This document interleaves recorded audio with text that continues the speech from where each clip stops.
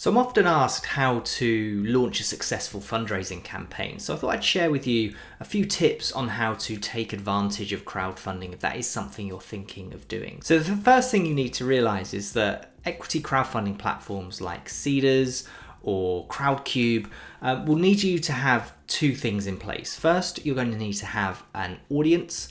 And secondly, you're going to need cornerstone investment. So when we think about an audience, what we're really talking about is having a large enough network of people that are going to be willing to invest a small to large amount into your business that you'll be able to bring to the platform. And when we talk about cornerstone investment, what we're talking about is an initial commitment of investment from some investors that, again, you can launch onto the platform pre-funded to a certain amount. So normally, most crowdfunding platforms will need something between sort of 20 to 60% of the round already committed before they'll make your campaign live on their platform. And this is for the core reason really that retail investors, the types of investors that invest in crowdfunding platforms, don't tend to invest in anything unless it's already well funded. They can see that there's momentum in the campaign. And what tends to happen is when you hit 100% funded, you end up getting loads of people who are sitting on the fence suddenly then decide to invest, and you end up overfunding. So the more investment you can have committed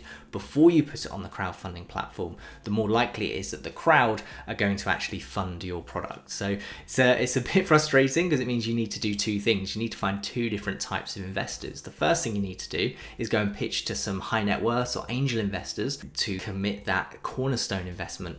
And then you need to go and find some retail investors through your network. So people who are customers of yours or partners or suppliers or friends or family, people in your network that might invest 10, 20, 30, 100, 200, 2,000 pounds into your campaign. So you need to be doing a dual strategy to be successful with a fundraising campaign. So in order to do this, you first need to start raising your profile. It doesn't matter whether you're doing crowdfunding or traditional angel funding. The first thing you as a founder need to do is to become a thought leader in your space. You need to be putting out content. You need to be looking like you really know your stuff. You really have the insights in your sector, in your market, to be someone that can make a success of this business. You really understand this space better than anybody else. You have all of the insights, all of the experience, all of the detail that you need to be successful. So first and foremost, you need to be that person in the market. You need to have that personal brand. You need to be raising your profile through thought leadership content.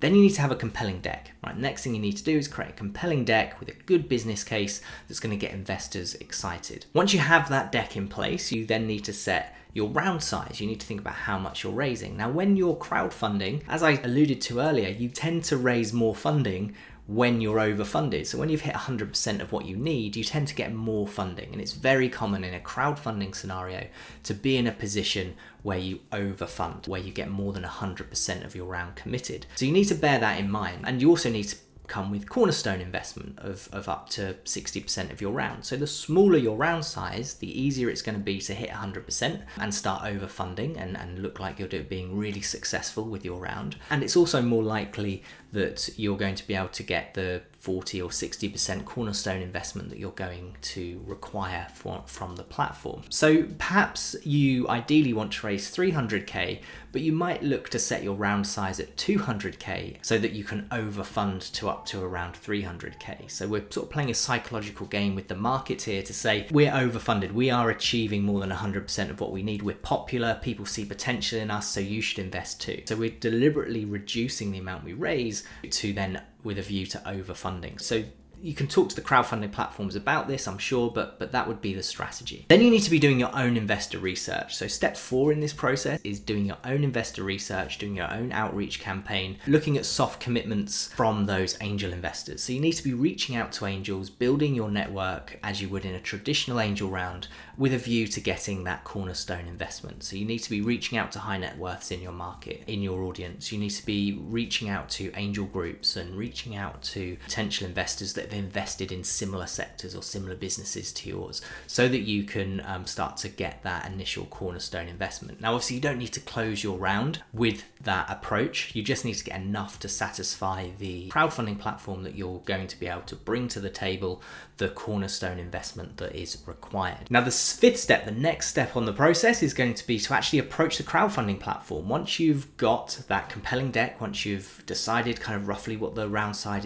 is going to be, once you've got that cornerstone investment, you're in a great position to go and reach out to the crowdfunding platform and say, look, I'm ready to jump on your platform. I've got this audience, I've mapped it out. I know I've got a huge number of customers that would be willing to invest. I've got my cornerstone investors sorted. I've got my pitch sorted. We are ready to start thinking about building our profile on your crowdfunding platform. Then you need to start recording your crowdfunding video. You don't need your video for all of the previous outreach, but you do need a crowdfunding video for the crowdfunding campaign when you're reaching out to retail investors.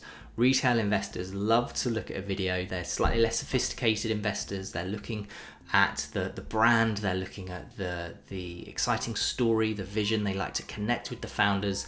And the very best way to do that is through a crowdfunding video. So you need to produce your crowdfunding video. It needs to look good. It needs to be high end. You can't really afford to cut corners on this at this stage if you want your campaign to excite people and get people invested. Then you need to turn your pitch that you've created into a compelling landing page, the content that you're going to need on the landing page on the crowdfunding platform. So we need to get across some of the key points around your market and around your opportunity and around your concept, around your team, so that the retail investor is excited. So between that text and your crowdfunding video, they would be potentially willing to invest. And then you actually need to conduct your fundraising campaign. So this is all in the lead up to actually conducting your crowdfunding campaign. So once you have all of this stuff in place, you can actually do a campaign to your wider network, to the retail investors that are going to invest in this process. So these could be customers of yours that you already have. They could be suppliers that you have. They could be friends. They could be connections on LinkedIn. Anyone and everyone, shout far and wide, I'm raising investment. Would you be interested in being part of our crowdfunding campaign? Investment starts from as little